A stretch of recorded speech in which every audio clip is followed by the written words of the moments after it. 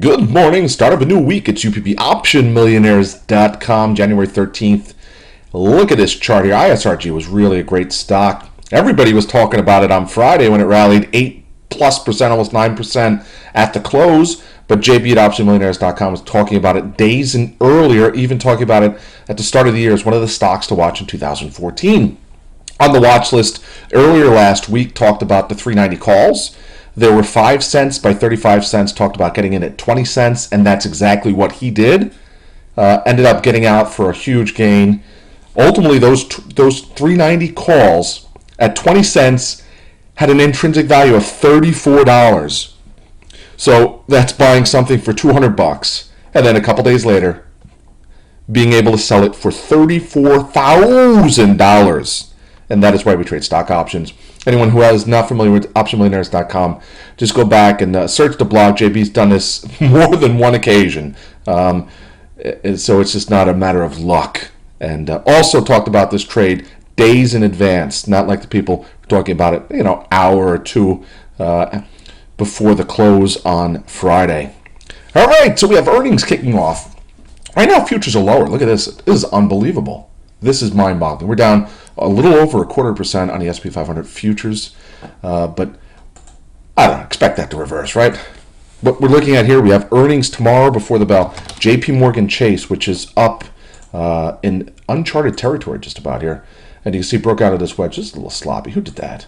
To the upside. So also we have Wells Fargo. Wells Fargo is going to be before the bell. We have a couple bank stocks. We have also Bank of America. Look at the run in Wells Fargo. Just unabated. It's like unabated to the quarterback. Usually to blow the whistle in the NFL, but when it comes to stocks, when it's unabated to the upside, nobody blows the whistle. They just run right over the shorts. And that's what's going on. We also have Bank of America. That's Wednesday before the bell. Same thing with Bank of America. I talked about this, about 3 or 4 months ago, saying it was going to hit the 1750. Let me see if my line in the sand's still up there. My drawing's not there, sorry. So that's Bank of America. And then we have Citigroup. Look at Citigroup. Right up here against resistance, long-term trend line resistance. So it's going to be interesting. We break through that.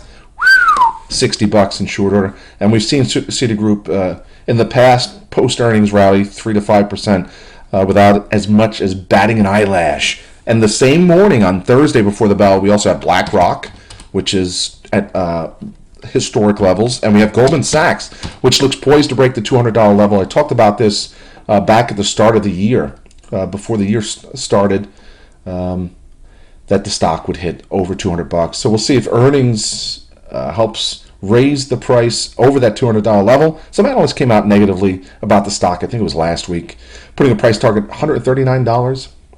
So we'll see. It'll be interesting. I like when there's difference of opinion, not when everybody is just piled on to the bull train, which is seemingly what's going on these days. I mean, I just look, the market's going to open in a couple hours, and already we have a tremendous amount of bullish analyst opinions, price targets being raised this morning.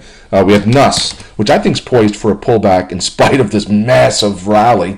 This 139.57 level is going to be a level to watch. NUS, Nu Skin, I like to call it NUS, but Nu Skin target was upgraded from, 139 to 160. It's just all numbers, right? Who cares? Just pick one out of a hat. I think it was UBS. So we'll see if we can break through this. I am in the puts right now. If we do break and we break into the 140s, I'm going to have to close those out and pick another day to get into the NUS puts. And then let's move on to Twitter. Twitter was actually up this morning. When I first looked, it was flat. Twitter has broken down from the levels I thought it was going to break down from. I did this chart here. I thought it was going to fall right from this point. It broke above it, faked me out, and then nice decline. Looks like it's getting support here. And you can see, look, if you draw a trend line across, draw a trend line right across, it's getting support here. So we expect a bounce, possibly up into the low 60s. Guess what? Tesla. I missed my entry last week, but Tesla, the support here is 135. Tesla has almost record short interest. Can you imagine that? The last time Tesla had short interest this high was here.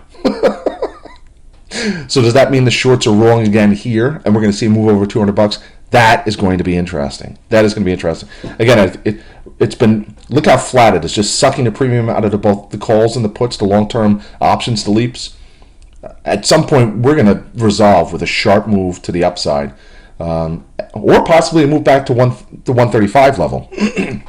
But overall, I think it's going to make for an excellent, fabulous, spectacular trade for the calls when it does indeed get a nice push to the upside. I think it's going to be over $200 before the summer.